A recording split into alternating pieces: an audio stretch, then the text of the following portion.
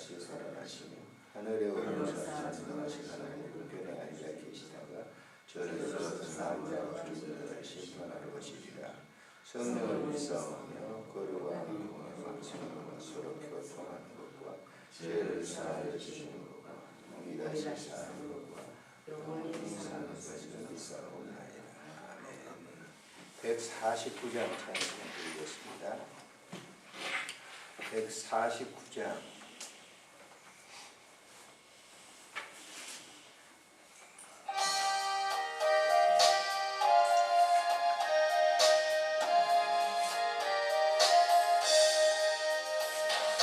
주 달려 죽은 십자가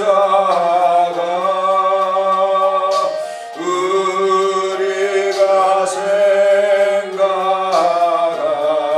때에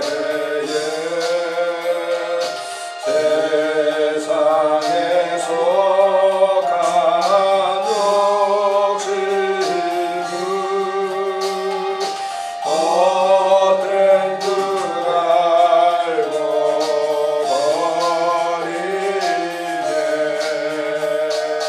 그것이 구주 밖에는 사랑을 말게 하소서. 어연의 공무인이고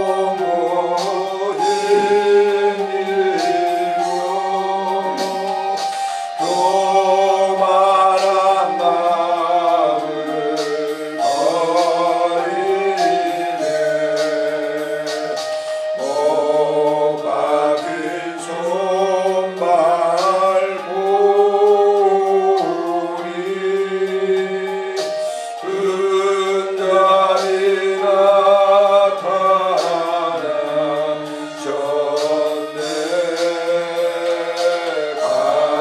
가시오만 눈 열려간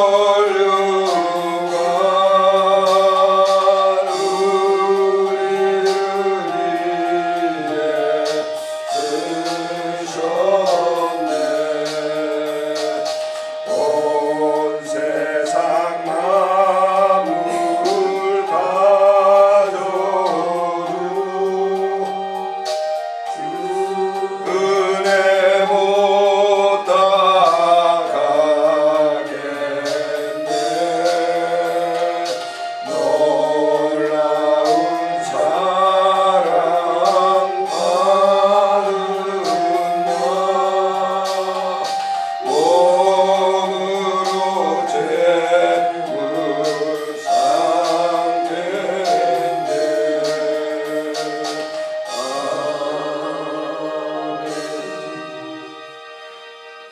고난주간입니다. 우리 합심으로 십자가가 주는 그 영적 의미를 우리의 몸에 담게 해 주옵소서. 바울은 십자가 앞에 내가 죽었다 이렇게 갈라디아에서 고백을 하죠. 우리 주님께서 주신 그 십자가의 영적 의미가 내 몸에 담겨 생활할 수 있도록 오늘 하루도 우리를 축복해 주옵소서. 함께 통성으로 기도하겠습니다. 존귀하신 하나님, 은혜를 참으로 감사를 드립니다. 오늘도 주님의 그 귀한 깊은 말씀이 우리 심령 속에 인지함으로 말미암아 그 영적 그 의미를 알고 우리가 생활할 수 있도록 은혜를 베풀어 주시기를 간절히 간구하고 믿고 원합니다. 하나님 아버지, 고난주간을 우리가 보내고 있습니다. 당신이 당하신 그 고난의 의미를 우리가 우리 몸에 담게 하시고 그 흔적으로 살아갈 수 있도록 은총 베풀어 주시기를 간절히 빌고 원합니다. 하나님, 이번 한 주간 동안 살아가면서 그 영적 고난의 의미를 우리의 이 삶 속에 적용하는 귀한 아름다운 영적 은혜를 허락해 주시고 피로 육체는 은총으로서 습관적인 신앙생활이 아니라 정말 거듭나고 아름다운 아버지의 영적 신앙생활을 하기에 부족함이 없도록 도와주시기를 간절히 간구하고 꼬리고 원합니다. 주께서 주시는 그 아름다운 영적 의미를 위해 오늘 담으며 생활할 수 있도록 도와주시고 몸된 교회를 살아주시 피로 값주려 세운 이 교회를 통해서 오늘도 우리의 삶의 모습이 드러나도록 은총 베풀어 주옵소서. 주 예수님의 이름으로 감사하고 기도드리옵나이다. 아멘. 하나님의 말씀 사무엘하에서 봅니다. 12장에 있는 말씀.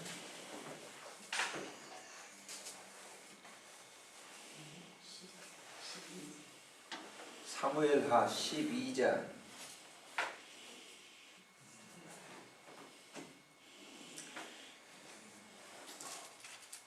찾으셨으면 24절, 25절 두 절만 이렇게 보겠습니다. 사무엘하 12장 24절, 25절 읽겠습니다. 다윗이 그의 아내 바세바를 위로하고 그에게 그가 그와 동침하였더니 그가 아들을 낳음에 그의 이름을 솔로몬이라 하니라. 여호와께서 그를 사랑하사 선지자 나단을 보내 그의 이름을 여디디아리아라 하시니 이는 여호와께서 사랑하셨기 때문이더라. 아멘. 뭐 잘 아시는 사건입니다만은 다윗은 그렇게 굉장한 참 믿음의 왕이었는데 사실 이제 암몬과 전쟁을 자기 수하에 있는 요압 장군이 전쟁을 하는 그런 사이에 굉장히 골몰하게 생각했겠죠. 그 전쟁을 이기느냐 지느냐에 따라서 굉장한 결과가 나오기 때문에 다윗도 굉장히 고심을 했어요. 그래서 성벽에 올라가서 이제 묵상을 하면서 작전을 세우려고 했겠죠. 그런데 밑에서 아리따운 여인이 목욕을 하고 있는 걸 보고 완전히 그 생각이 반전이 되는 거예요. 그러니까 사람이 어떤 것을 보느냐에 따라서 상황이 완전히 달라지게 되죠. 우리가 신앙생활하는 사람들도 그렇습니다. 아무리 영적으로 그 깊은 신앙 생활을 하고 싶어 해도 실제 사회에 나가서 생활 속에 나가서 하게 되면 완전히 그 생각이 다른 데로 돌려지는. 그래서 그 여인이 바세바라고 하는 여인이었는데 마치 그 남편은 전쟁터에 지금 나가 있는 거예요. 그런데 그를 불러다가 이제 걱간을 하게 됐죠. 근데 아이가 들어섰단 말이에요. 그래서 이제 이 여러 얘기가 있습니다만은 수하에 있는 그 부하를 갖다가 죽이게 되게 되죠. 왜냐하면 자기가 계획한 대로 되지 않기 때문에. 그리고 어떻게 보면 다윗이 신앙이 이렇게 신앙심이 변질되게 될 때 사람이 뭐냐면 세상 사람과 똑같이 되는 거예요. 그래서 우리가 성직자라든지 신앙생활하는 사람들이 어떻게 보면 두 얼굴을 가질 수가 있어요.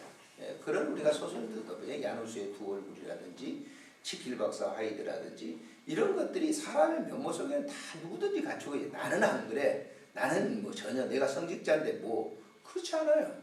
성직자라 할지라도 우리가 어떤 이 상황에 처해 있느냐, 어떤 것을 보느냐에 따라서 완전히 달라진단 말이에요. 그래서 그 불륜의 관계를 가졌는데 그 아이가 들어선 거예요. 근데 그 아이가 들어섬으로 인해서 이제 아이를 이제 낳게 되죠. 그 수하에 있는 이제 바세바의 남편은 이제 전쟁터에서 죽이게 되고, 그래서 아이를 낳게 됐는데 그 아이가 나서 병이 들게 되죠. 그래서 금식도 하고 대단합니다, 다윗이. 그러나 그 아이가 죽게 돼요. 왜냐하면 하나님께서 그걸 그대로 두지 않게 되죠. 그래서 그 아이가 죽고 난 다음에 다윗이 막 금식도 하고 그랬지만은 그 아이가 죽고 난 다음에 그는 금식을 다 풀고 다시 하나님께서 아이를 주었는데, 오늘 24절에 다윗이 그의 아내 바세바를 위로하고 그랬어요. 왜 위로했겠어요? 첫 아이가 죽었거든요. 불륜으로 난 아이가 죽었어요. 그에게 들어가 그와 동침하였더니 그랬어요. 이게 정식적으로 자기 이제 아내가 된 이후에 동침했더니 아들을 낳았다. 그의 아들을 그들은 솔로몬이라 지혜로운 자녀다, 지혜로운 아들이다 라고 하는 그런 뜻으로 이름을 지어줬죠. 근데 그 아들을 보고 당시에 나단이라고 하는 이 유명한 이제 선지자가 다윗의 죄도 책망을 하죠. 그만큼 굉장한 경건한 그런 선지자가 그 아들 이름을 여디디아라 이렇게 지어줬어요. 여디디아라라고 하는 말은 하나님께서 사랑을 받은 자라고 하는 그런 뜻입니다. 자, 오늘 우리가 본문을 보면서 생각해야 될 게 뭐냐면 신앙이라고 하는 것은 자랑할 것이 없다라고 하는 거예요. 내가 신이 이렇게 믿음 생활을 한다. 그거는 자기 열심으로 믿는 거예요. 다윗도 다 그런 것들을 우리에게 충분히 보여주고 있어요. 내가 교회에서 어떤 직분을 가졌는데, 내가 목회자인데, 내가 뭘 하는데, 이것은 자칫 잘못하면 교만이 될 수 있어요. 그런 걸 하나님 좋아하시지 않아요. 그래서 신앙생활의 그 본질적인 것은 뭐냐? 내가 하는 것이 아니라 주님이 하시는 것이다. 누구를 통해서? 나를 도구로 사용해서. 그것이 바로 다윗이 우리에게 보여주는 거예요. 자, 다윗이 이런 범죄를 저지르고 뭐예요? 참회를 하고 있죠. 그러면서 하나님 앞에 얼마나 기도했겠어요. 우리가 시편에 구구절절이 나오는 그러한 그 다윗의 기도문을 보게 되면 다윗이 이런 이 실패를 하고 난 다음에 신앙생활은 내가 하는 것이 아니고 주님이 하시는 것이구나. 그래서 그가 하나님 중심으로, 우리가 그제도 보았죠.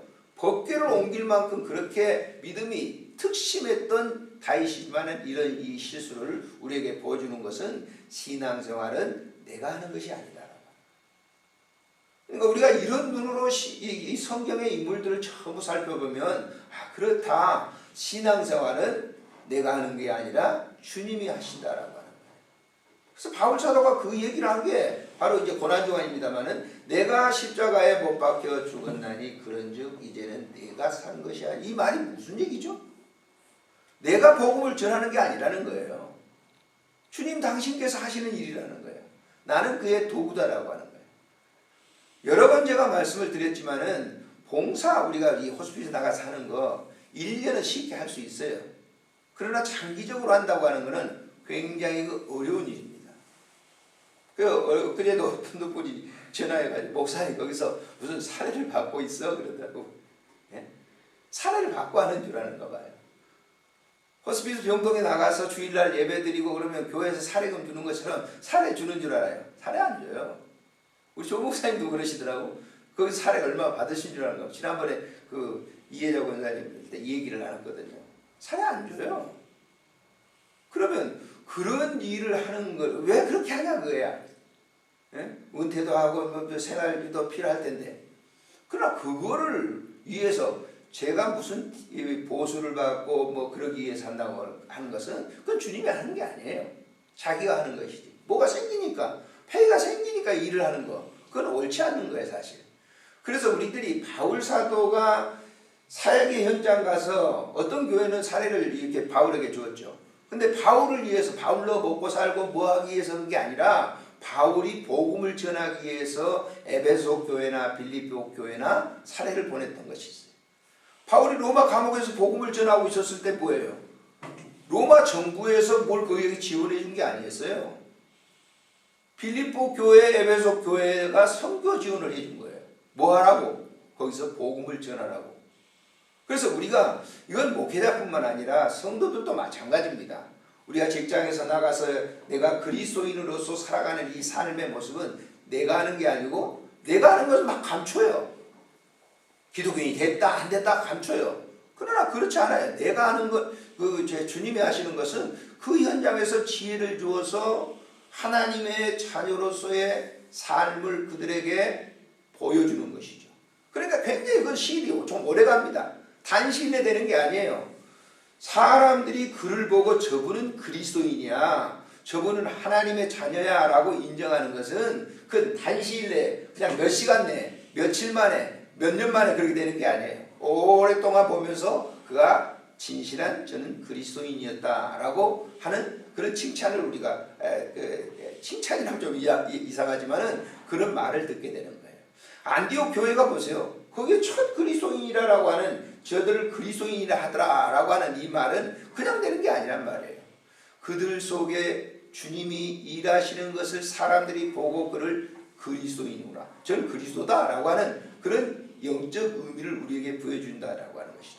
이 오늘 본문을 통해서 자, 바세바의 불륜의 관계 속에서 첫 아이를 죽습니다. 그건 하나님께서 원하시는 그런 일이 아니었기 때문에 그를 데려가신 거예요. 그 다음 두 번째 준 아이가 바로 솔로몬이었는데, 하나님께서 솔로몬에게 주어진 그 다윗을 통해서 솔로몬에게 주어진 그 역사라고 하는 것은 여러분이 성경에서 너무나 잘 알 것입니다. 솔로몬 속에서 인간적인 것이 보여요. 그러나 솔로몬은 가장 하나님을 영화롭게 했고 그가 하나님의 그 사람으로서의 삶을 살았던 그 흔적을 우리가 솔로몬의 글 속에서 잠언이라든지 전도서 속에서 우리가 살펴볼 수가 있는 것이죠. 오늘 하루도 우리가 살아가는데 내가 사는 게 아니다. 나는 거듭난 두 번째 태어난 그런 영적인 삶으로 주께서 내 안에서 일하시는 그런 삶이라고 하는 것이 바로 고난주간의 의미, 십자가를 내가 지고 주님께서 나에게 주어진 십자가를 내가 지고 살아가는 삶의 현장이 될 것입니다. 기도하겠습니다. 좋으신 하나님 아버지 은혜를 참으로 감사를 드립니다. 오늘 이 한 시간도 이 영적인 귀중한 말씀을 우리에게 주시고 다윗과 같이 훌륭한 그런 왕이었지만은 그가 자기의 생활로 믿음 생활을 하다가 실패를 했습니다. 두 번째로 태어난 솔로몬을 통해서 하나님 일하셨던 것처럼 그런 이 삶을 우리에게도 허락해 주시고 내가 새벽 기도를 하는 것이 아니라 주께서 하시는 일입니다. 내가 교회에서 봉사하고 섬기고 전도하는 것이 아니라 당신께서 내 안에서 그 일을 하십니다.